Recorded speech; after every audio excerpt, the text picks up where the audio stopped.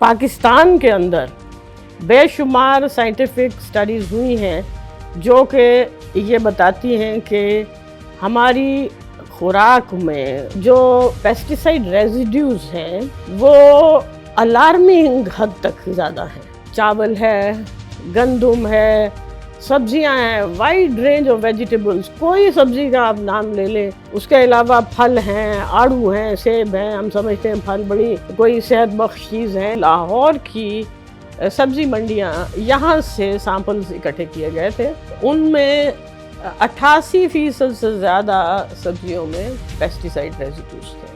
इसके अलावा ये कि जो जिस मट्टी में हम खुराक उगाते हैं वो सॉइल एनालिसिस हुए हैं, उनमें भी पेस्टिसाइड्स पाई गई हैं। ये पेस्टिसाइड्स कैंसर कॉज कर सकती हैं, ये किडनी फेलियर की रीज़न हो सकती हैं, ये लिवर फेलियर की रीज़न हो सकती हैं। इकबाल ने कहा था, दिल के लिए मौत मशीनों की हुकूमत, एहसास मुरव्वत को कुचल देते हैं आलात। तो जब आप बहुत ज़्यादा अपने आप को मैकेनाइज कर देते हैं, बहुत ज़्यादा नेचर से दूर हो जाते हैं, तो उसके फिर इसी तरह के मसाइल पैदा होते हैं। और अल्लाह की दुनिया के साथ खिलवाड़ करने का फिर यही नतीजा है कि हर तरह की प्रॉब्लम्स हमें हो रही हैं। बहुत सारी पेस्टिसाइड्स ऐसी हैं बच्चों को ख़ास तौर पे बहुत बुरी तरह से मुतासिर करती हैं। जैसे उनमें एक पेस्टिसाइड जो कि हाईली हैज़र्डस पेस्टिसाइड्स की कैटेगरी में आती है वो क्लोपाइरिफॉस है। हमें रोज़ाना ये बात बताई जाती है कि जी आप ऑर्गेनिक फूड जो है वो यूज़ करें। हमारे पंजाब में ये बात है कि चिट्टी बुड्ढी चिट्टा आटा, चिट्टी घोड़ी ते चिट्टी गड्डी चंगी होती है। आप देखें कि आटा गंदम जिसकी खातर इंसान जो है वो दुनिया में आ गया था खुश है गंदम कंज्यूम करने के लिए, उसके अंदर से हम सब कुछ एक्सट्रैक्ट करके तो उसको वाइट कलर का आटा खाते हैं और उसके बाद फिर ब्राउन ब्रेड ले रहे होते हैं। This is against nature.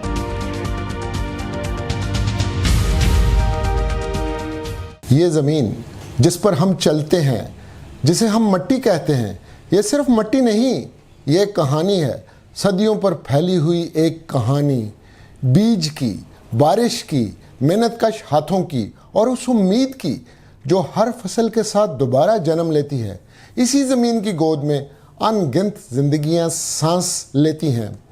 Khurd हयातियात, जड़ें, पानी के कतरे, एक खामोश जहां जो हमारी ज़िंदगी से और आंखों से ओझल है मगर हमारी ज़िंदगी का सहारा है। यहीं से उगती है वो गंदम जो हमारी रोटी बनती है, यहीं से निकलती हैं वो सब्जियां जो हमारे मेज़ की जीनत बनती हैं। मगर शायद हम इस कहानी को सुनना छोड़ गए हैं। हमने ज़मीन को वो नहीं दिया जो हमें देना चाहिए था। खामोशी से ये हमारे साथ खड़ी है। क्या वो ज़मीन जो सदियों से हमें खुराक देती आई है थकने लगी है? Every civilisation begins with soil. Long before cities were built, before markets existed and before states governed societies, there was the land. From that land came our crops. From those crops came our food. And from that food came human survival. For centuries, farmers understood a simple truth. Soil is not just dirt. It is living ecosystem, a complex world of microorganisms, roots, water, insects, and organic water working through in delicate balance. Yet over the past 50 years, our relationship with the land has changed.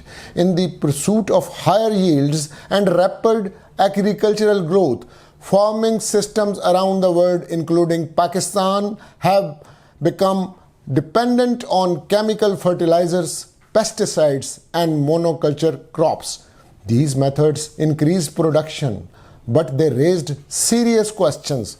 What happens when the soil that feeds us begins to lose its vitality? What happens when irrigation water becomes polluted? And what happens when the food on our plates carries the invisible traces of chemicals used to grow it? Pakistan today faces an agricultural paradox. Farmers must produce more food than ever before. Yet the methods used to increase production may be weakening the ecological foundations of agriculture itself. Around the world, scientists and farmers are rediscovering approach known as agroecology, a way of farming that works with the nature rather than against it. So tonight we explore a fundamental question: can Pakistan produce safe food while restoring the health of the soil? To discuss this, we are joined by agroecologist Nasira Habib. Nasira Habib Saiba, welcome to the program. Bismillah Rahman Rahim. Nasira, you are welcome to the program. You are a famous agroecologist. اور آج ہم ایک بڑے interesting موضوع پہ گفتگو کرنے جا رہے ہیں.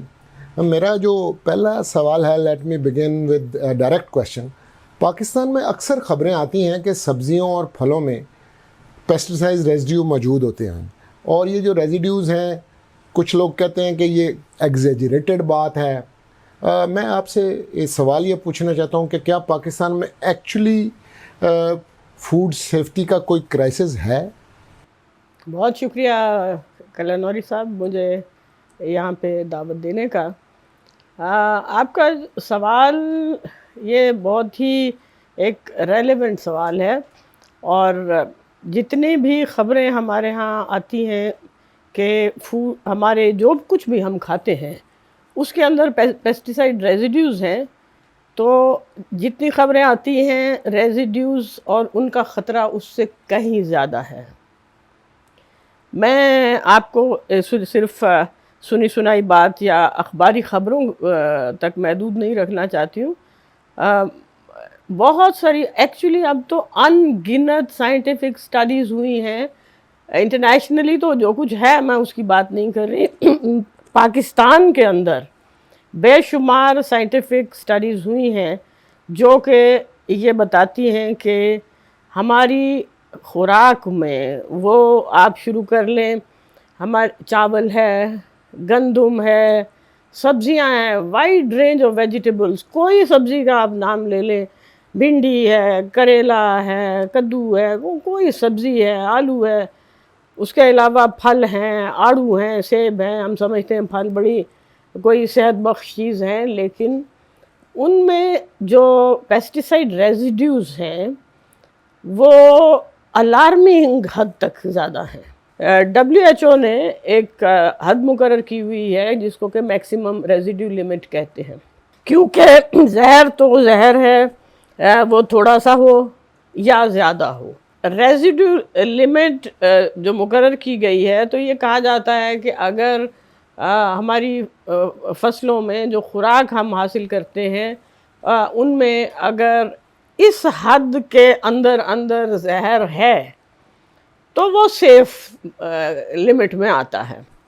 میں اس میں بے شمار سائنٹیفک سٹڈیز کو مینشن کر سکتی ہوں, اور جیسے ایک سٹڈی ہے جو کہ لاہور کی سبزی منڈیاں, یہاں سے سیمپلز اکٹھے کیے گئے تھے, اور ان میں 88% سے زیادہ سبزیوں میں پیسٹیسائڈ ریزیڈیوز تھے.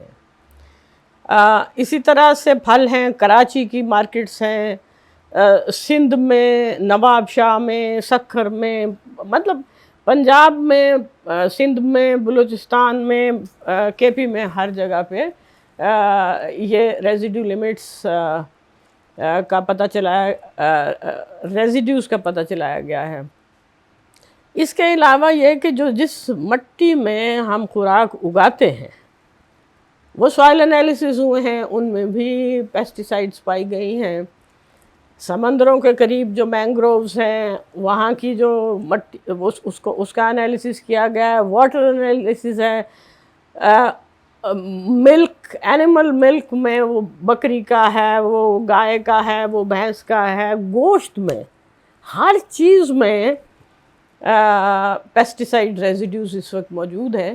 تو اس میں تو سوال پھر اگلا یہی ہے, آبویس کویسچن یہ ہے کہ اگر یہ ریزیڈیوز ہیں تو اس کا نقصان ہمیں کیا ہے. ویسے تو اگر ہم جنرلی بات کریں تو کوئی ایسی بیماری نہیں ہے, وہ آپ کے ریسپریٹری سسٹم ہے, آپ کا سرکولیٹری سسٹم ہے, آپ کا ڈائجسٹو سسٹم ہے, جتنے بھی ہمارے سسٹمز ہیں ان کو افیکٹ کرتی ہیں بہت سیریسلی. یہ پیسٹیسائڈس کینسر کاز کر سکتی ہیں, یہ کڈنی فیلئر کی ریزن ہو سکتی ہیں، یہ لیور فیلئر کی ریزن ہو سکتی ہیں. اور ایکچولی ایک جو بہت بڑی چیز ہے وہ یہ ہے کہ بہت ساری پیسٹیسائڈز ایسی ہیں جو کہ بچوں کو خاص طور پہ بہت بری طرح سے متاثر کرتی ہیں. جیسے ان میں ایک پیسٹیسائڈ جو کہ ہائیلی ہیزڈس پیسٹیسائڈس کی کیٹیگری میں آتی ہے وہ کلوپائریفوس ہے. یہ پیسٹیسائڈ ایسی ہے کہ یہ جتنی ابھی میں نے کراپس گنوائی ہیں آپ کو، اور اس مطلب خوراک میں اور فائبر میں، کاٹن میں، یہ زیادہ تر کراپس میں اس کو استعمال کیا جاتا ہے کلوپائریفوس کو. اور اس کے ریزیڈیوز اتنے ہیں کہ آپ کو معلوم ہے کہ چاول کو ایکسپورٹ کیا جاتا ہے، ہماری ایک بہت بڑی ایکسپورٹ کراپ ہے. تو پچھلے سالوں میں بے شمار hundreds and hundreds of consignments یہ رائس کی واپس آئی ہیں. کیا وجہ ہے کہ ان میں جو پیسٹیسائڈ ریزیڈیوز ہیں وہ جو الاؤڈ لمٹ ہے اس سے زیادہ پائے گئے ہیں. جب یہ اتنا زیادہ، اتنا بار بار یہ ہوا ہے کہ آپ کی کنسائنمنٹ جاتی ہے، وہاں انٹرسیپٹ ہو جاتی ہے اور پھر وہ واپس بھیج دیتے ہیں. تو ابھی اس مسئلے کو، کیونکہ آپ کا فارن ایکسچینج کمانے کا ایک ذریعہ ہے، تو اس مسئلے کو پھر الٹیمیٹلی اس طرح سے حل کیا گیا ہے کہ اس خاص پیسٹیسائڈ کو جو کلوپائریفوس ہے، اس کو پچھلے سال 2025 میں بین کر دیا گیا پاکستان میں، لیکن صرف ایک کراپ کے لیے. ایک کراپ جو کہ رائس ہے، کیونکہ وہ ایکسپورٹ کے لیے وہ واپس آپ کا بار آپ کے جو کنسائنمنٹس ہیں وہ واپس آ رہی تھیں. باقی کوئی پابندی نہیں ہے وہاں پہ، ابھی بھی یوز ہو سکتی ہے؟ جی ہاں، باقی کسی بھی کراپ کے لیے پابندی نہیں ہے، سبزیوں پہ اور پھلوں پہ. کاٹن جو ہے یہ بیسیکلی کلوپائریفوس ایک انسیکٹیسائڈ ہے. تو اس کا چونکہ ہمارے ملک میں تقریباً ڈفرینٹ ایسٹیمیٹس ہیں، 60 to 85% آف دا انسیکٹیسائڈس وہ کاٹن کراپ پہ اسپرے ہوتی ہیں. تو اس سے آپ یہ اندازہ کر سکتے ہیں کہ کتنا بڑا اس کا اسکیل کتنا بڑا ہے. اور یہ میں نے جیسے آپ کو بتایا ہے کہ سبزیوں اور پھلوں میں تو یہ ہے ہی، چاول میں بھی ہے. تو ایک جو میں خاص بات یہ بتانا چاہتی ہوں اس خاص پیسٹیسائڈ کے حوالے سے، کہ یہ جو آپ کی انسان کی کوگنیٹیو ڈیولپمنٹ ہے اس کو ہیمپر کرتی ہے. بچوں کے اندر ڈیولپمنٹل ڈس آرڈرز پیدا کرتی ہیں. ماں کے پیٹ میں بچے کے پیدا ہونے سے پہلے ہی اس کے جو نیگیٹو اثرات ہیں وہ شروع ہو جاتے ہیں.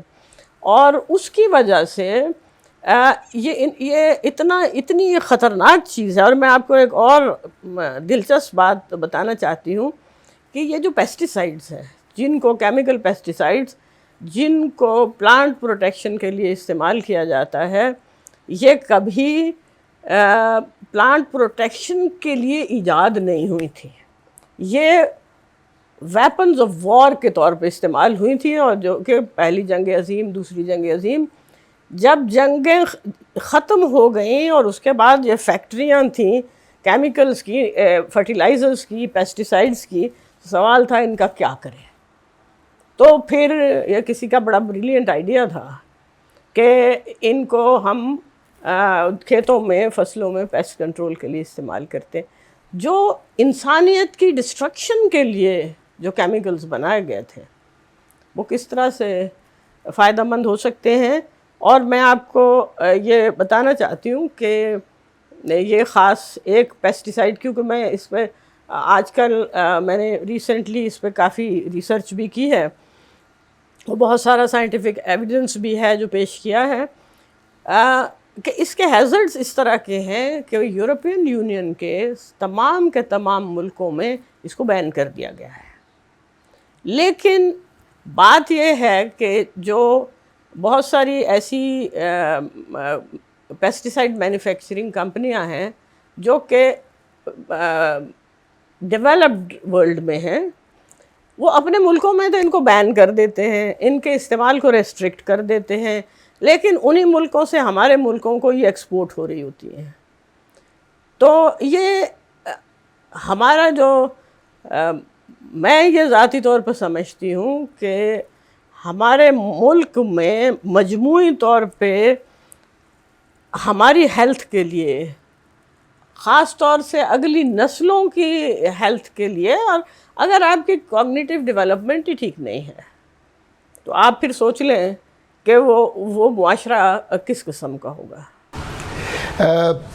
اکثر لوگ مٹی کو صرف زمین سمجھتے ہیں جس میں پودے اگتے ہیں، بٹ سائنٹسٹ سے soil is a living eco system.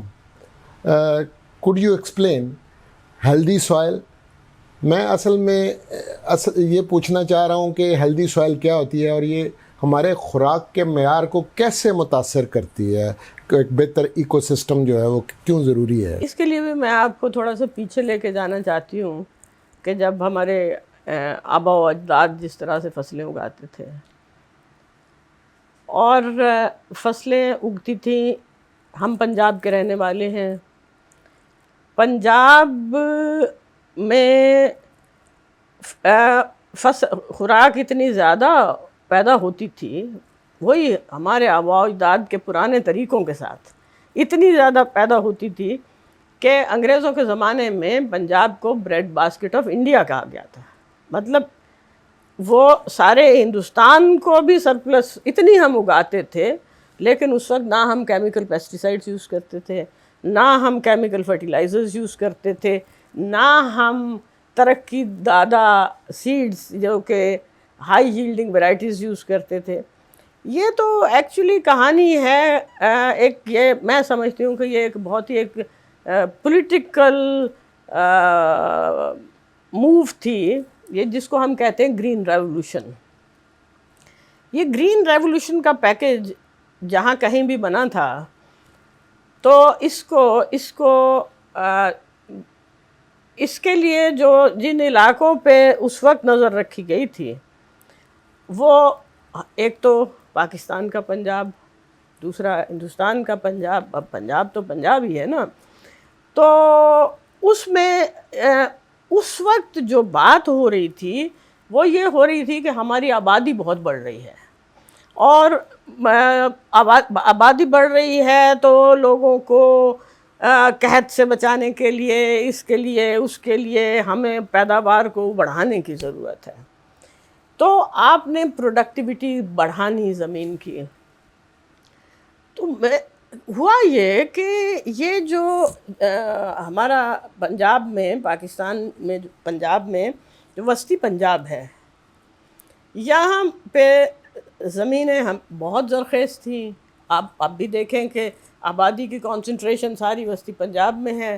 اس کی وجہ یہ ہے کہ یہاں پیداواری وسائل بہت زیادہ تھے۔ تو نہ شمالی پنجاب، نہ جنوبی پنجاب، نہ بلوچستان کی کم پیداوار دینے والے علاقوں میں، نہ سندھ میں، نہ کیا وجہ تھی کہ جو زرخیز ترین زمینیں تھیں پنجاب کی، وہاں پہ گرین ریولوشن لایا گیا۔ اب یہ ہے کہ پہلے ہی اس میں ہمارے یہاں کی زمینیں اتنا اچھا پیداوار دے رہی تھیں، اور جو آپ سوائل ہیلتھ کی بات کر رہے ہیں، یہاں سوائل ہیلتھ اتنی اچھی تھی روایتی طریقوں کی وجہ سے کہ سوائل ہیلتھ، میں اگر دو جملوں میں آپ کو یہ بتاؤں کہ دو قسم کی سائنس ہیں دنیا میں۔ ایک سائنس وہ تھی جو گرین ریولوشن کی سائنس تھی۔ گرین ریولوشن کی سائنس جو کہ ان پٹ بیس تھی، جس میں یہ تھا کہ کیمیکل فرٹیلائزرز یوز کریں، کیمیکل پیسٹیسائڈز یوز کریں، ایسے بیج استعمال کیے جاتے، پروموٹ کیے گئے جو کہ ہائیلی واٹر انٹینسو تھے۔ تو اور اسی لیے ٹیوب ویلز کا جال بچھایا گیا، انڈر گراؤنڈ واٹر لایا گیا۔ تو اس میں، اس پیکیج میں زمین کو ایک لیونگ چیز سمجھنے کی بجائے ڈیڈ میڈیم قرار دیا گیا۔ تو لیکن جو پہلے ہمارے سسٹم تھا اس میں یہ تھا کہ زمین اللہ تعالیٰ نے جو نظام بنایا ہے ہمارے اس خوراک پیدا کرنے کا، وہ کچھ اس طرح کا ہے کہ اگر آپ مائکروسکوپ سے دیکھیں، ایک عام مائکروسکوپ سے بھی آپ ایک چائے کا چمچہ مٹی کھیت کی جس میں کیمیکلز نہ ڈالے ہوئے ہوں، جو کہ جیسے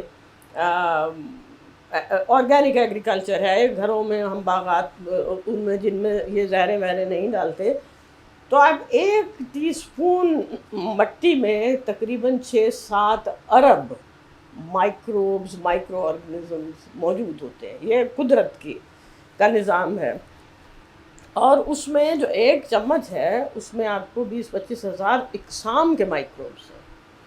تو ہوتا کیا ہے کہ نیچر نے ان مائکروبس کیا، جیسے ہم کہتے ہیں نا زندگی میں 2 فورسز ہمیشہ رہتی ہے، ایک بدی کی ہے، ایک اچھائی کی، نیکی بدی، شر اور خیر، شر اور خیر ہے۔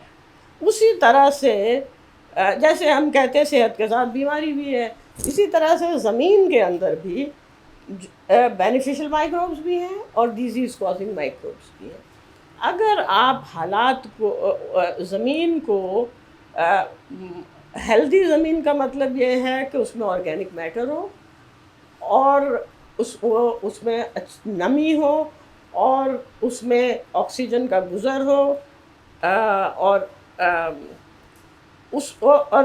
آرگینک میٹر کا مطلب یہ ہے کہ وہ بیسیکلی ان مائکروبس کی خوراک ہے۔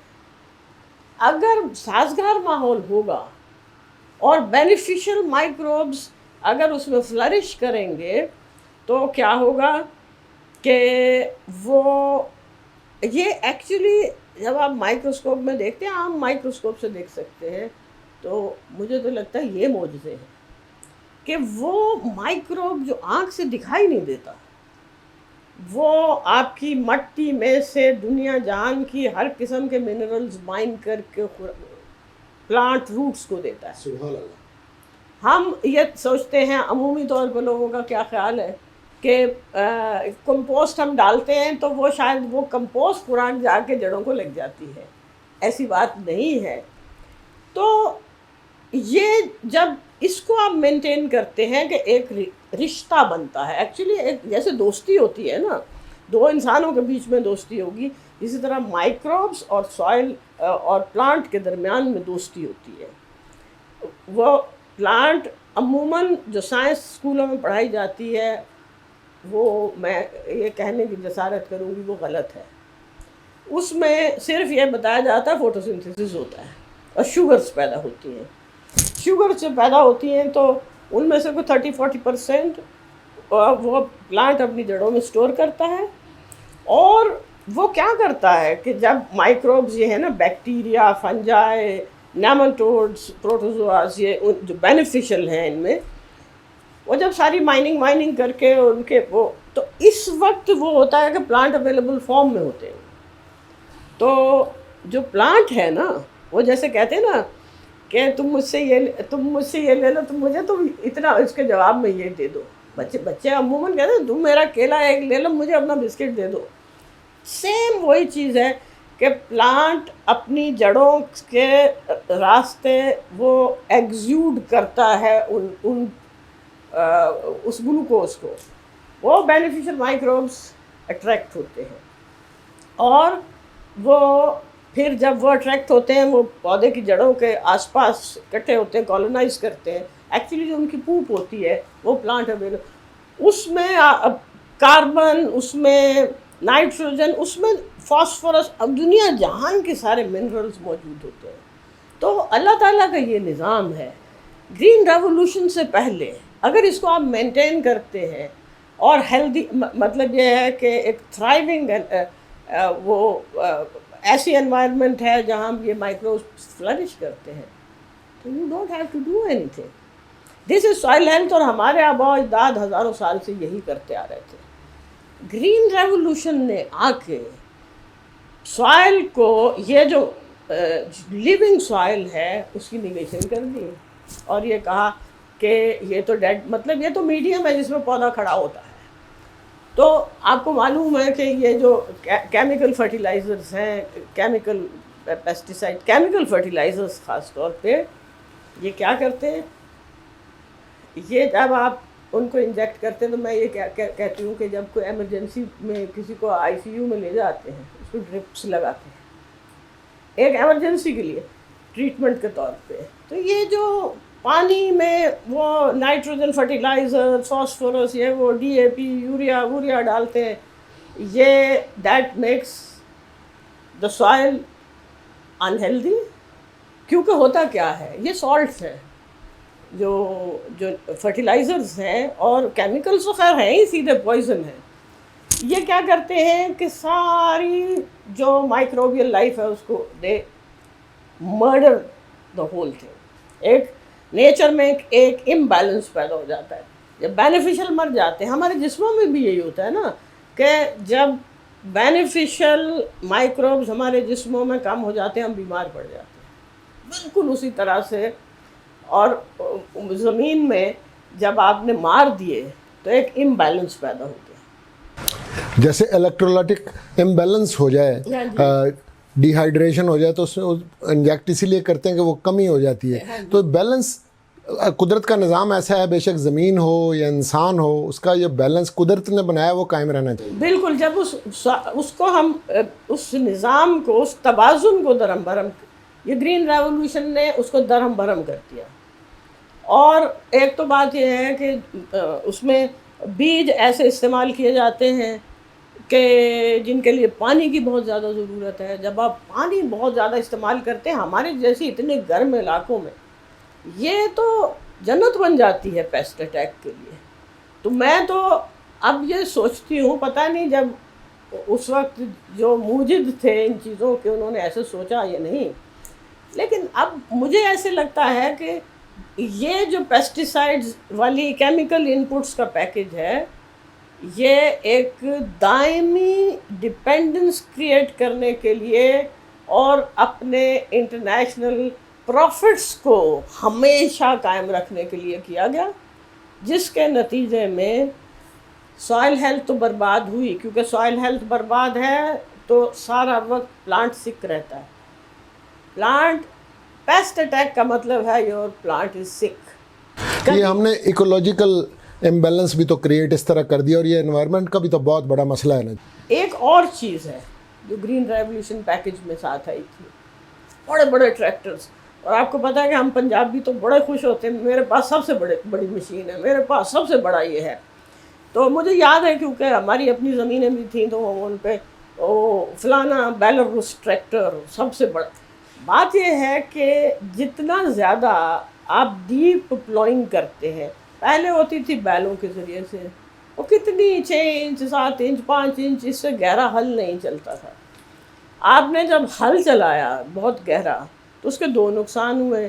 ایک تو یہ ہوا کہ وہ جو مائکروبز ہیں نا جو تھوڑے بڑے سائز کے تھے وہ بھی سلائس اینڈ ڈائس ہوئے. دوسری بات یہ ہوئی کہ بیکٹیریا آکسیجنیٹ ہو گئی جب ساری انوائرمنٹ، تو بیکٹیریا بہت، تو کاربن فضا میں بہت، کیونکہ بیکٹیریا کی باڈیز میں جو کاربن جتنا ہوتا ہے اتنا اس کو ضرورت نہیں ہوتی. تو ہم نے سوائل کو سے کاربن کو ڈپلیٹ، کاربن نکال دی اور وہ فضا میں چلی گئی. گلوبل وارمنگ، کلائمیٹ کرائسس تو خود ہی ہونا ہے. اس کے بعد دوسری بات یہ ہے کہ جب ہم ڈیپ ٹیلیج کرتے ہیں، اب بعض ملکوں میں تو 4-4 فٹ گہرا ہل چلایا جاتا ہے کیونکہ وہ پیداوار کم ہوتی جا رہی ہے. اب جب آپ ایک بہت بھاری مشین جیسے ہمارے یہ کمبائن ہارویسٹر ہے یا بڑے بڑے ٹریکٹر ہیں، جب آپ ہل چلاتے ہیں تو اوپر سے تو زمین بھربھری ہو جاتی ہے. لیکن یہ کامن سینس کی بات ہے کہ اس کا امپیکٹ اتنی ہیوی مشین کا، اوپر اگر آپ نے 1 فٹ زمین نرم کر دی ہے تو نیچے کمپیکشن ہو جاتی ہے. جب کمپیکشن ہوتی ہے، سخت ہو جاتی ہے، آپ پانی لگاتے ہیں پانی کھڑا ہو جاتا ہے، پانی کی فلٹریشن نہیں ہوتی، اور اس کا نتیجہ کیا نکلتا ہے کہ پانی ادھر ادھر فلو کرتا ہے، نیوٹرینٹس بھی سارے ادھر ادھر بہہ جاتے ہیں. اور جب پانی کھڑا ہو جاتا ہے تو یہ ہماری روزمرہ کے مشاہدے میں ہے، جہاں پانی کھڑا ہے وہاں بیماری کے جراثیم پیدا ہو جاتے ہیں، تو وہ ڈیزیز کازنگ مائکروبس. تو یہ ہم نے کلائمیٹ کرائسس بہت زیادہ. اب میں آپ نے کلائمیٹ کی بات کی تو ایک دو اور باتیں آپ سے کہنا چاہتی ہوں. ایک یہ ہے کہ ہمارے یہاں نائٹروجن فرٹیلائزرز بہت زیادہ استعمال ہوتے ہیں. ایکچولی جو ریکمینڈڈ ڈوز ہے نا کہ 1 ایکڑ میں اتنا ڈالو, اس کی ضرورت نہیں ہوتی, اس سے بہت کم کی ضرورت ہوتی ہے.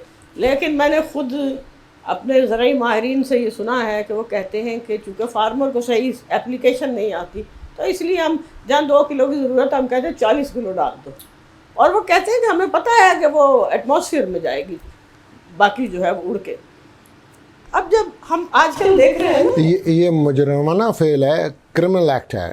ہاں جی, کہ آپ اس کے ذریعے سے انوائرمنٹ کو ایک ڈیمیج کاز کر رہے ہیں اور نوئنگلی کاز کر رہے ہیں. ہاں جی. اب اس کا نتیجہ, اب یہ جب نائٹروجن فرٹیلائزر ہم دیکھتے ہیں نا آج کل, یہ پہلے فوگ ہوا کرتی تھی, دھند ہوتی تھی, اب ہم اسموگ کی باتیں کرتے ہیں. بات یہ ہے کہ جب سردی کا موسم ہوتا ہے اور آپ نائٹروجن آپ نے بہت زیادہ کھیتوں میں ڈالی ہوئی ہوتی ہے, اس کا ایک ایفیکٹ ہوتا ہے, وہ بہت زیادہ فوگ پروڈیوس کرتی ہے. تو اب پہلے یہ تھا کہ اسلام آباد میں فوگ نہیں ہوتی تھی, بلکہ جہلم سے آگے جائیں تو فوگ نہیں ہوتی تھی, اب ہر طرف فوگ ہی فوگ ہے. تو یہ بھی ایک انوائرمنٹل اس کا ایک ایفیکٹ ہے. اور ایک اور چیز ہے, ایک گیس پیدا ہوتی ہے, یہ پیسٹیسائڈس کے ساتھ جڑا ہوا ہے اس کا, وہ ہے نائٹرس آکسائڈ. نائٹرس آکسائڈ پیدا ہوتی ہے تو وہ ایکچولی کاربن ڈائی آکسائڈ سے کہیں زیادہ خطرناک ہے in terms of global warming, کیونکہ وہ جو ہیٹ ٹریپنگ ابیلٹی ہے اس کی, وہ اس سے کاربن ڈائی آکسائڈ کے مقابلے میں نائٹرس آکسائڈ کی 300 گنا زیادہ ہے. تو یہ چیزیں جو ہے نا ہمارے ہاں, تو اگر ہم ڈیٹا لینے جائیں نا کہ پاکستان میں کنزمپشن آف پیسٹیسائڈس کتنی ہے, تو آپ کو ڈیٹا نہیں ملتا. تو مطلب that also says something. میں اس سے یہ سوال پوچھنا چاہ رہا ہوں کہ اگر خوراک میں آلودگی بڑھ رہی ہے تو ذمہ داری کہاں عائد ہوتی ہے؟ Is it weak regulation, excessive pesticide use, یا وہ معاشی دباؤ ہے جس کا سامنا کسان کرتے ہیں؟ Where does the real problem لائی؟ ایکچولی ریئل پرابلم تو آپ نے جتنی باتیں کی ہیں یہ ساری ہی ہیں. ایکچولی میں نے ایک زمانے میں کاٹن گروئنگ ایریاز پنجاب میں ریسرچ کی تھی پیسٹیسائڈ یوز پہ. اب اس میں جو میں نے چیزیں دیکھی تھیں کہ فیک پیسٹیسائڈس بھی, ایک تو ویسے پیسٹیسائڈ ہے, ایک فیک پیسٹیسائڈس ہے. ریگولیشن کی میں بات کر رہی ہوں. پھر آپ کے علم میں لانا چاہتی ہوں کہ یہ جو ایمٹی کنٹینرز ہیں ان کے بارے میں خود پیسٹیسائڈ انڈسٹری کہتی ہے کہ ان کا ڈسپوزل بہت سوچ سمجھ کے ہونا چاہیے. تو وہ زمین میں گڑھا کھودیں, اس میں دبائیں, لیکن اس کے تو ریسائیکل کر کے میں نے دیکھا تھا کہیں فیکٹری تھی, برتن اور ڈنر سیٹ بنتے ہیں پلاسٹک کے. پھر میں نے دیہات میں یہ دیکھا ہے کہ ان کے جو خالی کپڑے ہیں, بیگز ہوتے ہیں, ان سے رضائیوں کے خلاف بناتے ہیں, ان سے روٹیوں کے رومال بناتے ہیں, وچ از ایکسٹریملی ڈینجرس. اور میں بچوں کو دیکھا خالی کنٹینرز کو وہ رسیاں باندھ کے نا اس کی گاڑی بنا کے کھیل رہے ہوتے ہیں. لیکن دیکھیں ناقدین ایک بات اور کہتے ہیں, یہ ایک الٹرنیٹ فارمنگ ماڈل جو ہے نا, اس کے طور پہ ایگروکالوجی جو ہے یہ تو زیر بحث ہے ہر جگہ. لیکن ناقدین یہ کہتے ہیں کہ جی اتنی بڑی آبادی کو آپ خوراک کہاں سے دیں گے؟ مثلا پاکستان دیکھ لیں, 240 ملین لوگوں کا یہ ملک ہے. تو کیا ریئلسٹکلی اسپیکنگ آپ یہ ایگروکالوجی جو ہے یہ آپ کو اتنی بڑی کنٹری کو آپ فیڈ کر پائیں گے اگر یہ پابندی یہ پیسٹیسائڈز وغیرہ پہ لگا دی جائے اور یہ کیمیکلز پہ اور یہ جو زہر والی چیزیں ہیں؟ اس کا حقیقت سے کوئی تعلق ہی نہیں ہے. اس وقت دنیا میں یہ ثابت ہو چکا ہے کہ مختلف ملکوں میں, اگر آپ آسٹریلیا کی مثال لیں, آپ نیوزی لینڈ کی مثال لیں, ایون ہمارا ہمسایہ ہے انڈیا ہے, یہاں ان کے 2 صوبے ہیں جہاں پہ کہ 100% آلموسٹ 100% آرگینک اچیو کر لیا ہے انہوں نے. تو وہ اپنی آبادیوں کو کھلا پلا رہے ہیں نا. ایکچولی ڈاکٹر ایلین انگھم جو کہ بہت بڑی اور ورلڈ فیمس ابھی پچھلے مہینے شی پاسڈ اوے، ان کا یہ کہنا تھا، انہوں نے یہ اسٹیبلش کیا ہے کہ اگر دنیا کی آبادی اب کی آبادی سے 3 گنا زیادہ بھی ہو جائے تو ایگرو ایکولوجیکل پریکٹسز کے ذریعے we can grow enough food. بات یہ ہے کہ ویسٹڈ انٹرسٹ اتنا زیادہ ہے پیسٹیسائڈ. میرا تو سوال اس پہ یہ ہے کہ ہم نے کبھی کوئی کوشش کی ہے، کبھی کوئی مطلب کوئی کمپیریزن بھی کرنے کی کوشش کی ہے؟ میں کہوں کہ چلو 100 ایکڑ میں آپ نے یہ لگایا ہوا ہے، کنٹرول ہے، 100 ایکڑ میں ایگرو ایکولوجی کے ذریعے آپ کر رہے ہیں، تو آپ نے یہ اویئرنیس جو ہے وہ کیسے دینی ہے کسان کو کہ یہ ایک الٹرنیٹیو ہے، اس سے بھی مسئلہ حل ہو سکتا ہے؟ Then to top it all, Pakistan کے اندر کلائمیٹ چینج کے بھی بڑے مسائل ہیں، جیسے فلڈز ہیں، ڈراؤٹس ہیں، ہیٹ ویوز، یہ پہلے ہی ہماری نا ایگریکلچر سیکٹر کو افیکٹ کر رہی ہے.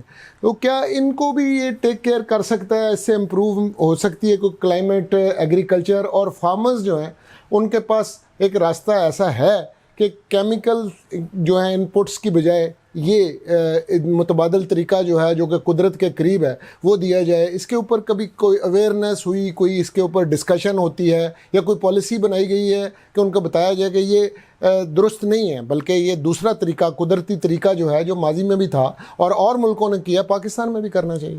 ایکچولی ہمارے ہاں انفارچونیٹلی سرکار کی سطح پہ اس طرح کا کوئی سبسٹینشیل کام نہیں ہوا ہے. جہاں تک فارمرز کی بات ہے، دیکھیں ہمارے جو 77% فارمر ہیں وہ 5 ایکڑ اور 5 ایکڑ سے چھوٹی ملکیتیں ہیں. ان کی جو فارم سائز ہے 5 ایکڑ اور 5 سے کم ہے. اب وہ ڈرتے ہیں کہ اگر ہم نے ان پٹس کو چھوڑ دیا تو پتہ نہیں ہمارے ساتھ کیا ہوگا.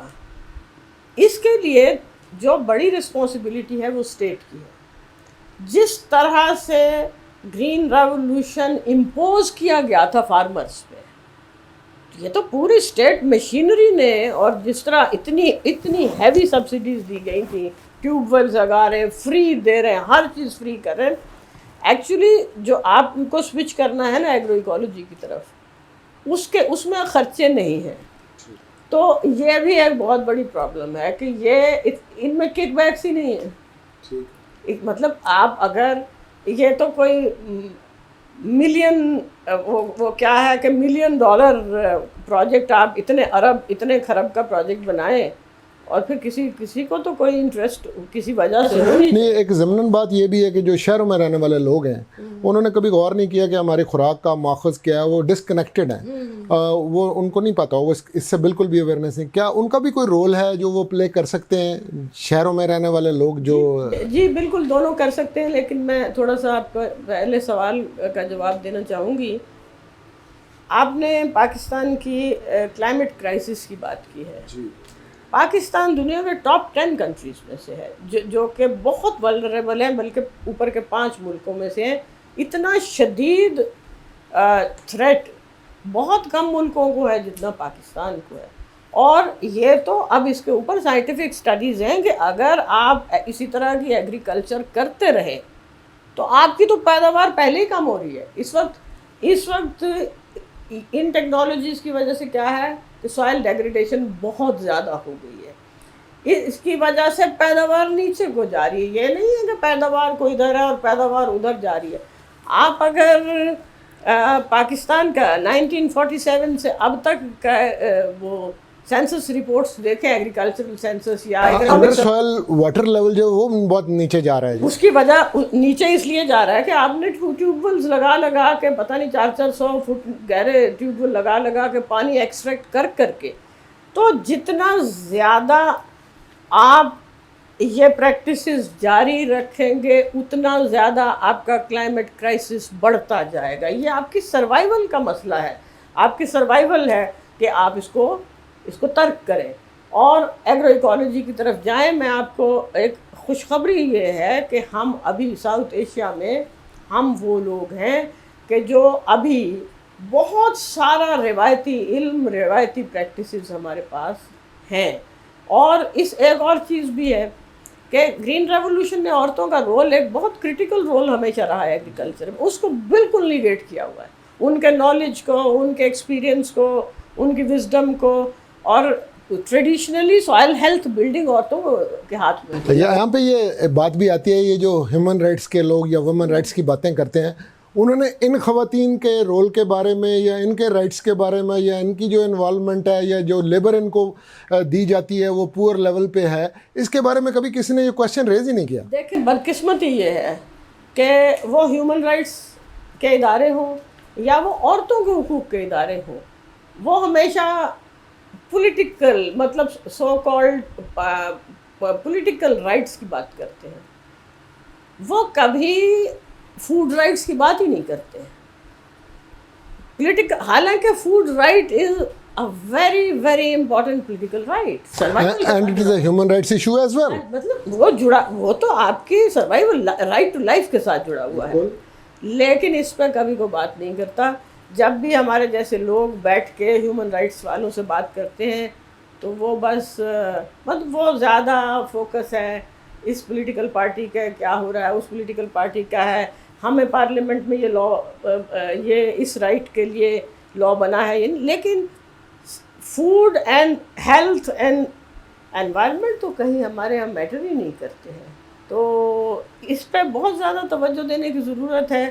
لیکن میں نے جو پچھلے 40 سال میں نے جو سیکھا ہے، اب میں آپ کے اگلے سوال کی طرف آ رہی ہوں کہ صرف کیونکہ ہم ایک معاشرے کے طور پہ ایک ایسا معاشرہ ہے کہ ہمارے اوپر ظلم بھی ہو رہا ہوتا ہے تو ہم اس کے لیے اکٹھے، اس کے خلاف آواز اٹھانے کے لیے اکٹھے نہیں ہوتے۔ تو اس لیے جب تک پولیٹیکل پارٹیز پہ، جب تک سرکار پہ کوئی دباؤ نہیں ہے اور ان کو، تو وہ کیا کرے۔ میں آپ کو یہ بتاؤں کہ میں ریسنٹلی پریزیڈنٹ آصف علی زرداری کا ایک انٹرویو سن رہی تھی۔ وہ کیا کہتے ہیں، وہ اپنی زمینوں کے بارے میں یہ کہتے ہیں کہ میں نے تو قدرتی کھاد کی فیکٹریاں لگوا لی ہیں کیونکہ کھاد اتنی مہنگی ہو گئی ہے، یہ افورڈیبل نہیں رہی یہ فارمرز کے لیے۔ مطلب افورڈیبلٹی بھی ایک بہت بڑا پرابلم ہے۔ اور یہ جو ہم ایگرو ایکالوجی کی بات کرتے ہیں، یہ وہی ایگریکلچر ہے جو کلین انوائرمنٹ، کسی زمانے میں کہتے تھے ڈاکٹر کہ فلاں بیمار ہے، اس کو ٹی بی ہے، اس کو گاؤں لے جاؤ۔ اگر اب صورتحال یہ ہے کہ اگر آپ کو کوئی بیماری نہیں ہے، آپ گاؤں میں چلے جائیں، اتنی پولیوٹیڈ انوائرمنٹ ہے، اسٹنکنگ انوائرمنٹ ہے۔ تو اس کے لیے یہ ہے کہ میری جو سوچ ہے، جو میں نے دیکھا ہے، جو تو اس میں ایک ہمارے اندر ایک خاص قسم کی بے حسی سی ہے کہ ہم کہتے ہیں چلو کوئی نہیں، سب کے ساتھ ہی ہو رہا ہے نا، اگر میرے ساتھ بھی ہے۔ آپ کوئی چیز اٹھا کے دیکھ لیں، جو سبزی کی دکان پہ جائیں، وہ کھانے کے قابل نہیں ہے۔ جب میں لوگوں سے بات کرتی ہوں مختلف، جب اس طرح کی کوئی سیمینارز وغیرہ ہوتے ہیں، تو پھر وہ الٹا مجھے ایسے لگتا ہے جیسے مجھے وہ کہتے ہیں کہ آپ جو باتیں بتا رہی ہیں پھر ہم کیا کھائیں۔ تو کیا کھائیں کا جواب یہ ہے، یہاں پہ کنزیومر رائٹس سوسائٹیز بھی تو نہیں ہے نا جی، کوئی افیکٹو قسم کی ہوں تو وہ بھی یہ ایشوز کو ریز کر سکتے ہیں۔ ہاں جی، تو اس کا جو علاج ہے نا، میرے نزدیک اس وقت علاج یہ ہے کہ ہر شخص کے لیے کو اپنے لیے لازم کر لینا چاہیے کہ وہ اپنے گھر میں اپنے لیے خود خوراک اگائے۔ اس کے پاس زمین ہے، اس کے پاس زمین نہیں ہے، آپ کو ایسے ایسے ماڈلز دکھائے جا سکتے ہیں کہ لوگوں نے روف ٹاپ پہ ہلدی بھی اگائی ہے، ادرک بھی اگائی، پیاز بھی ہے، لہسن بھی ہے۔ ہمارے یہاں ایک بہت مسکنسیپشن ہے۔ جاپان ایک ایسا ملک ہے جس میں زمین بہت کم ہے اور انہوں نے اسی طریقے سے بہت ساری چیزوں کا تدارک کیا ہے۔ اور پھر یہ ہے کہ اب مثلاً میں آپ کو اپنی مثال ایک دے سکتی ہوں کہ میں نے اپنے لیے یہ لازم کیا ہوا ہے کہ میں نے جو لیفی ویجیٹیبلز ہیں وہ میرے لیے حرام ہیں کہ میں بازار سے لے کے کھاؤں۔ اس کی وجہ یہ ہے کہ مجھے پتہ ہے وہ پتوں کے ٹیشوز سے کسی صورت نہیں نکال سکتے، تو میں تو کوشش کرتی ہوں کہ میں نے تو اپنے لان کو گارڈن میں کنورٹ کر دیا۔ اور گارڈن ایک ہمارا یہ بھی ایک مسکنسیپشن ہے کہ گارڈن بہت گندی سی جگہ ہوتی ہے۔ آپ دیکھیں کاٹیج گارڈنز ہیں، پھولوں اور اس کے سبزیوں اور خوراک کی دوسری جو بھی پودے ہیں ان کو ایسے انٹر پلانٹ کیا جاتا ہے کہ انتہائی حسین گارڈنز وہ لگتے ہیں اور اتنی ہیلدی انوائرمنٹ ہوتی ہے. آپ کو پتہ ہے آپ نے کبھی کوئی یہ قدرتی کھاد بنانے کی بھی خود کوشش کی ہے؟ بہت دفعہ نہیں, مطلب باقاعدہ میرا ایک ریگولر ورمی کمپوسٹ اور ہاٹ کمپوسٹنگ. میں نے ایکچولی ڈاکٹر ایلین انگم سے ٹریننگ لی ہوئی ہے, کیونکہ ایک اس پہ بھی میں آپ کو بتاؤں قدرتی کھاد جو اب ہمارا جو ہے نا ایک بہت خوش قسمتی کی بات ہے کہ ہمارے خاص طور پہ وسطی پنجاب میں ہماری کھیتی اس طرح کی ہے کہ ہم فصلیں بھی لگاتے ہیں لیکن ہم ہر صورت میں جانور رکھتے ہیں. تو یہ اتنا خوبصورت انٹرفیس ہے کہ جانوروں کو فارمنگ سے فائدہ ہوتا ہے, اور جو پلانٹ ریزیڈیوز ہیں وہ جانوروں کی خوراک بنتے ہیں. جو گوبر ہے ان کا دیٹ از دا بیسٹ, اگر آپ اس کو کمپوسٹ کر لیں, اس کی compost even biogas plant لگایا ہوا لوگوں نے. بالکل. تو مطلب اگر بایو گیس, لیکن ہم نے بہت سے ایکسپیریمنٹس کر کے ہم اس میں, مجھے لگتا ہے کہ ہماری سرکار اس بات میں اسپیشلائز کرتی کہ ہم نے یہ بھی کیا ہم فیل ہو گئے, ہم نے وہ بھی کیا ہم فیل ہو گئے. یہ ہمارا جو بایو گیس والی چیز ہے نا, یہ بھی ایک فیلڈ پروجیکٹ ہے کسی زمانے میں, لیکن وہ اتنے بڑے بڑے, ان میں پتہ نہیں کتنے لاکھ روپے کی انویسٹمنٹ ہوتی تھی. لیکن میں جو بات کر رہی ہوں کہ اگر آپ کے پاس 2-3 جانور بھی ہیں, اگر ایک بندے کے پاس 5 گائے بھینسیں ہیں, 5 ایکڑ زمین ہے, اس کو کوئی کھاد خریدنے کی ضرورت نہیں ہے. آپ کو پتہ ہے 20 سے 30 ہزار روپے میں آپ کنورژن کر سکتے ہیں. ضرورت کس چیز کی ہے؟ فارمر ایک ایسی مخلوق ہے کہ وہ جب تک اپنی آنکھ سے نہیں دیکھتا تو وہ سنی سنائی باتوں پہ یقین نہیں رکھتا. آپ کو پتہ ہے جب گرین ریولوشن بھی آیا تھا, فارمر تو فل فورس کے ساتھ مخالفت کر رہے تھے. مجھے ایک اس زمانے کے ایگریکلچرل ایکسٹینشنسٹ نے بتایا تھا کہ فارمر تو ایک گرین یوریا کا نہیں ڈالنے دیتے تھے, تو کہتے ہیں ہم راتوں کو جا کے ان کے کھیتوں میں براڈ کاسٹ کر کے آیا کرتے تھے. پھر وہ کیونکہ وہ ایک آرٹیفیشل طریقے سے وہ یوں میریکل, تو جب انہوں نے دیکھا, اب اس وقت ضرورت یہ ہے کہ گورنمنٹ تھوڑی سی انویسٹمنٹ ہی اگر کر دے نا, تو وہ تھوڑی سی انویسٹمنٹ کرے اور صرف ڈیمونسٹریشن فارمز بنا دیے جائیں. جب فارمر خود دیکھے گا کہ اس میں میرا تو خرچہ ہی کوئی نہیں, کیونکہ سارا کچھ آپ کے فارم کے اندر ہے, آپ نے اسی کو ریسائیکل کرنا ہے, آپ نے اسی کو ری انویسٹ کرنا ہے. وہ کہتے ہیں convert your food waste into food sovereignty. تو میں تو ٹریننگز بھی کراتی ہوں میں کمپوسٹنگ کی, کیونکہ کمپوسٹ ایک قسم کی کمپوسٹ وہ ہے. یہ بھی میں ایک بات کہنا چاہتی ہوں کہ جو ایک تو یہ ہے نا کہ ہم اپنا گارڈن ویسٹ جو پلانٹ ریزیڈیوز ہیں, گھاس کاٹی, کچھ کیا, سب باہر پھینک دیتے ہیں. اچھا, میں اپنے گارڈن میں ایک بلیڈ آف گراس باہر نہیں جانے دیتی ہوں, اور وہی واپس زمین میں ریسائیکل ہوتا ہے. اس سے فائدہ کیا ہوتا ہے کہ آپ کا انوائرمنٹل پولیوشن میں 0 کنٹریبیوشن ہے. دوسرا یہ ہے کہ وہی نیچر کا نظام یہ ہے. فارسٹ آپ نے دیکھے ہیں, ان میں کبھی کوئی کھادیں ڈالتا ہے, اس میں کبھی کوئی کیڑے مار زہریں ڈالتا ہے. یہ ہیومن گریڈ ہے جس نے پیسٹیسائڈز بنوائی ہیں, یہ ہیومن گریڈ ہے جس نے آرٹیفیشل وہ کروائی ہیں. تو میں تو اس وقت ہم نے ایک نیٹ ورک بھی بنایا ہوا ہے. فرسٹ ٹارگٹ یہ ہے to establish 1000 urban food gardens, natural food gardens. تو اس میں ہم ہینڈ ہولڈنگ بھی کرتے ہیں, ٹریننگ بھی دیتے ہیں, لوگوں کو بتاتے بھی ہیں, اور سیڈ بھی کہتے ہیں اپنا روایتی سیڈ استعمال, قدرتی سیڈ استعمال. کیونکہ قدرتی سیڈ میں فائدہ یہ ہے کہ میں نے آج بھنڈی لگائی ہے, دیکھیں میں گھر میں جتنی مرضی تھوڑی سی بھنڈی بھی لگا لوں نا, وہ کوئی نہ کوئی بھنڈی میری نظروں سے اوجھل رہے گی, وہ پک جاتی ہے. تو میں پھینکنے کی بجائے اس کو پکنے دیتی ہوں, اس کو توڑ کے رکھ لیتی ہوں, اگلے سال وہی بیج لگا دیتی ہوں. میرا 0 خرچ ہے سیڈز پہ. ہائیبریڈ سیڈز خریدنے جائیں گے جو کہ بہت پتہ نہیں کیا پرائزڈ پروڈکٹ کے طور پہ پروموٹ ہوتے ہیں, وہ ایک تو مہنگے بہت ہیں. دوسری بات یہ ہے کہ آپ نے آج لگائے اگلے سیزن میں نہیں لگا سکتے, کیونکہ وہ کیا کہتے ہیں ٹرو ٹو ٹائپ سبزی نہیں ہو سکے گی, اور یہ جان بوجھ کے کیا, دس از آلسو ہیومن گریڈ.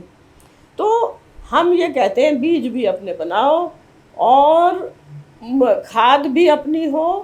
جب آپ نے سوائل ہیلتھ کو اچیو کر لیا تو آپ کا پیسٹ اٹیک نہیں ہوگا, کیونکہ ہیلدی پلانٹ ایسے کیمیکلز ایگزیوڈ کرتے ہیں which repel pest, and there is no pest in nature. کیونکہ یہ پیسٹ تو ہم نے نام دے دیا ان کو. ایکچولی جیسے یہ ایفڈ ہے جس کو تیلا کہتے ہیں, یہ فلاں ہے, ابھی آج کل باہر کا موسم ہے, اس میں آئے ہوئے, اگر یہ تھوڑے بہت نہیں ہوں گے تو آپ کے بینیفیشل انسیکٹس تھرائیو نہیں کر سکتے. ایکچولی مزے کی بات یہ ہے کہ جو بینیفیشل انسیکٹس ہیں نا وہ کیا ہوتے ہیں, کارنیور ہوتے ہیں, لیکن جو نقصان پہنچاتے ہیں جس کو پیسٹ کہتے ہیں وہ ہربیوور ہیں, وہ پودے کھاتے ہیں. تو ان کی آبادی کو کنٹرول میں کون رکھتے ہیں؟ جو بینیفیشل انسیکٹس ہیں, جو کارنیورس ہیں. تو یہ بہت ہی دلچسپ, بہت مزیدار قسم کے, اگر آپ چیزوں کو آبزرو کریں تو بہت ہی مزیدار. اور اس میں الٹیمیٹلی آپ کیا اچیو کرتے ہیں؟ Zero cost. اور آپ یقین کریں کہ اس وقت بھی میں اپنی بہن سے کہہ رہی تھی کہ دیکھو اب ہم نے یہ اچیو کر لیا ہے کہ اتنی چھوٹی سی جگہ پہ ہم جو بھی لگاتے سمجھ میں نہیں آتا اتنی زیادہ کو کیا کریں. وہ دوست بھی یہ ہے نا کہ کوئی کہیں ہے کوئی کہیں ہے, فاصلے اب اتنے زیادہ ہیں. تو آپ کے سوال کا اب میں یہ جواب دے رہی ہوں کہ یہ ساری مت ہے کہ یہ آرگینک ایگریکلچر. ایکچولی آرگینک جو ہے نا وہ پھر بھی ایک نیچے کا لیول ہے میری نظر میں. جو ایکولوجیکل ایگریکلچر ہے نا, جو سوائل ہیلتھ کو بلڈ کرتی ہے, وہ آرگینک میں تھوڑا سا یہ ہے کہ وہ اس کا ماڈل وہی ہے جو کیمیکل ایگریکلچر کا ہے, لیکن اس میں یہ ہے کہ آپ کیمیکل پیسٹیسائڈ نہیں ڈالو, آپ نیم اسپرے کر لو, تو لیکن آپ اس وش سائیکل میں پھنسے رہتے ہیں. ایک بار مجھے یاد ہے 1992 میں نے ایک ریسرچ کی تھی احمد پور شرکیہ, یہ رحیم جار خان کا جو ہمارے ساؤتھ پنجاب کا علاقہ ہے. تو آئی واز ینگ, وہ یونیورسٹی سے نکلے ہوئے کچھ عرصہ ہی ہوا تھا. تو میں اب ایک بابا جی کو سے باتیں کر رہی تھی, تو ایک کھیت میں ہم بیٹھے ہوئے تھے, تو میں باتیں کر رہی تھی. تو میں نے ان سے کہا, میں نے کہا جب آپ کے زمانے میں کیڑوں کا حملہ ہوتا تھا تو آپ کیا کرتے تھے؟ بابے نے کہا ہوندا ہی کوئی نہیں سی. میں نے کہا بابا صاحب وہ پاگلوں والی باتیں کر رہے ہیں, ایسے بھی کبھی ہوتا ہے کہ پیسٹ اٹیک نہ ہوتا. ایکچولی پاگل میں خود تھی کہ مجھے تو نہیں پتا تھا. اب اتنا کچھ سمجھنے خود, because I am a practicing gardener myself, میں ہر روز 2-3 گھنٹے گارڈننگ پہ لگاتی ہوں, کیونکہ for me it's not only growing food, it is constructing new knowledge through experimentation. تو اب مجھے سمجھ آتی ہے کہ بابا جی نے بالکل صحیح کہا تھا کہ جب ہیلدی پلانٹ ہے, یہ سوائل ہیلتھ کی نشانی ہے کہ پیسٹ اٹیک نہیں ہوتا. تو انہوں نے کہا کہ ہاں اس وقت کوئی اگر کوئی چھوٹا موٹا ہو جاتا تھا تو بیویاں جو ہے نا وہ کوئی سو مطلب راکھ, لکڑیوں کی اوپلوں کی راکھ ڈال دیتی تھی, تو وہ چھوٹے موٹے یہ جو رس چوسنے والے کیڑے ہیں ختم ہو جاتے تھے. تو بات یہ پرابلم یہ ہے کہ یہ جو اتنی بڑی multi billion multi trillion businesses ہیں دنیا میں, وہ کدھر جائیں گے اگر آپ ایگرو ایکولوجی کو فری ہینڈ دے دیتے ہیں. اس لیے ہمارے یہاں یہ نہیں ہوتا. اقبال نے کہا تھا دل کے لیے موت مشینوں کی حکومت, احساس مروت کو کچل دیتے ہیں آلات. تو جب آپ بہت زیادہ اپنے آپ کو میکنائز کر دیتے ہیں, بہت زیادہ نیچر سے دور ہو جاتے ہیں, تو اس کے پھر اسی طرح کے مسائل پیدا ہوتے ہیں.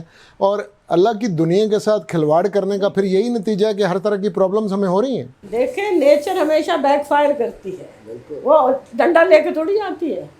اب یہ ہے کہ طرح طرح کی میں آپ کو نا, آپ پیسٹیسائڈ ریزیڈیوز کی بات کر رہے تھے, تو میں آپ کو ایک بات یہ بھی بتاؤں کہ میں تو اس جنریشن سے ہوں نا کہ ہمارا بچپن وہ تھا جہاں قدرتی زراعت ہوتی تھی, قدرتی زراعت کے نتیجے میں ہم سب چیزیں انجوائے کرتے تھے.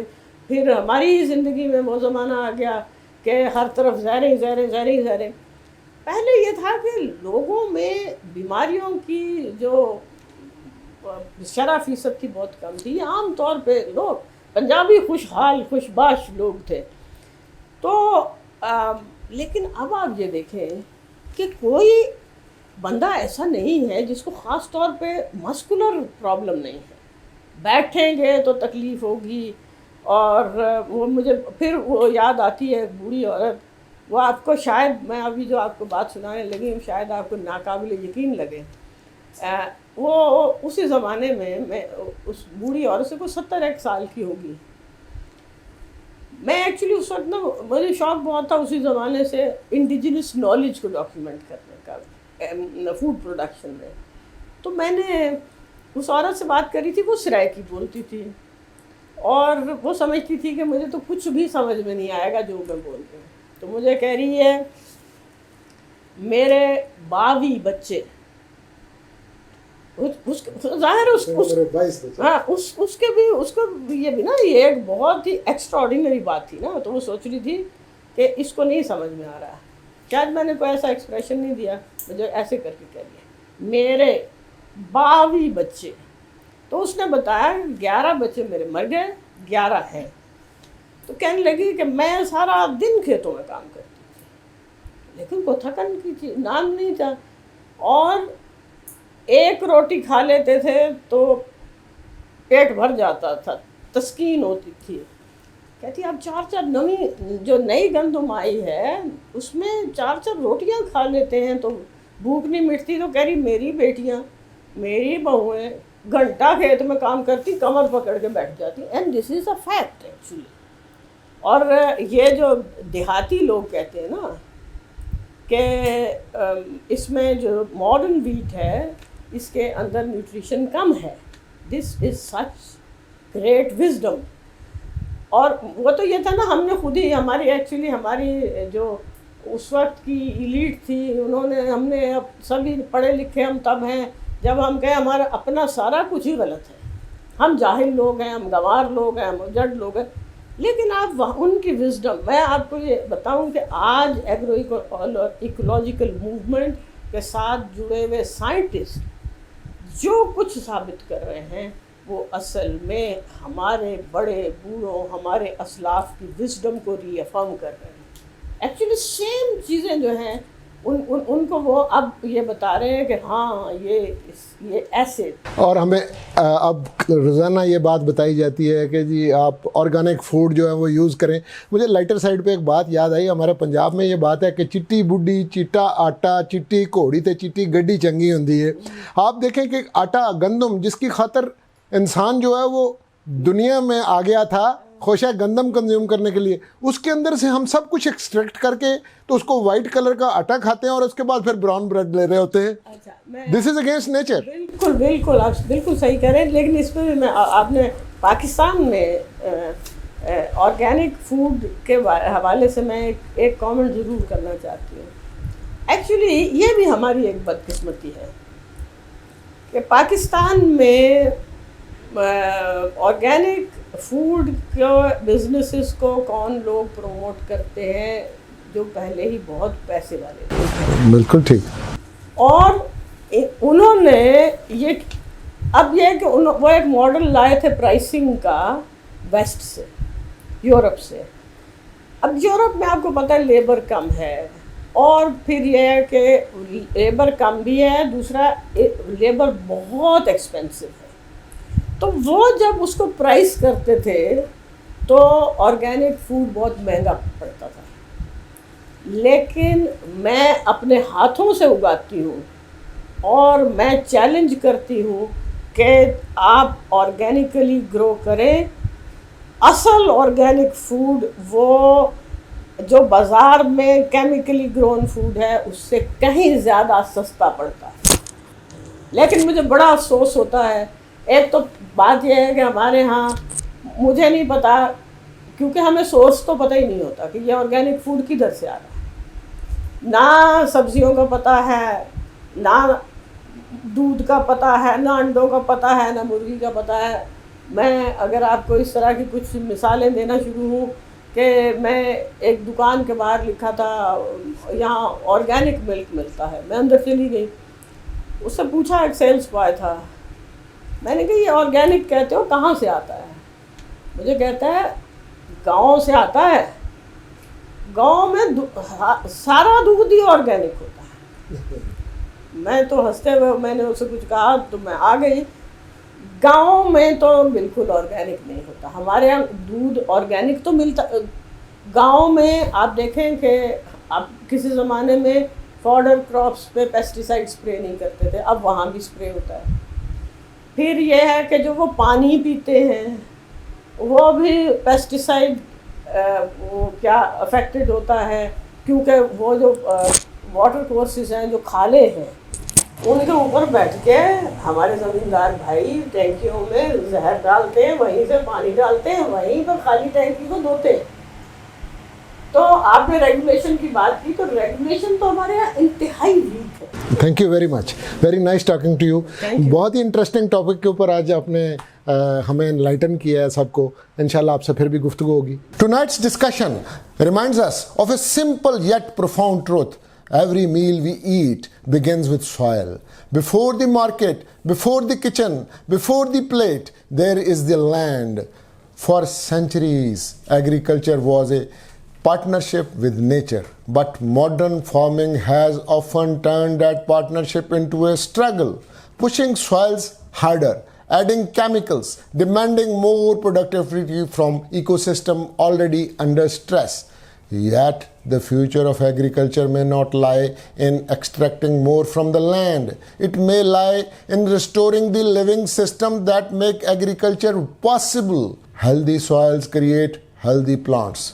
Healthy plants nourish healthy people. And perhaps the most important lesson agriculture teaches us in this is the health of the society begins beneath its soil. زمین خاموش نہیں ہوتی, وہ بولتی ہے اپنی خوشبو میں, اپنی زرخیزی میں اور کبھی اپنی تھکن میں بھی. یہ زمین صرف کھیت نہیں, یہ آنے والی نسلوں کی امانت ہے.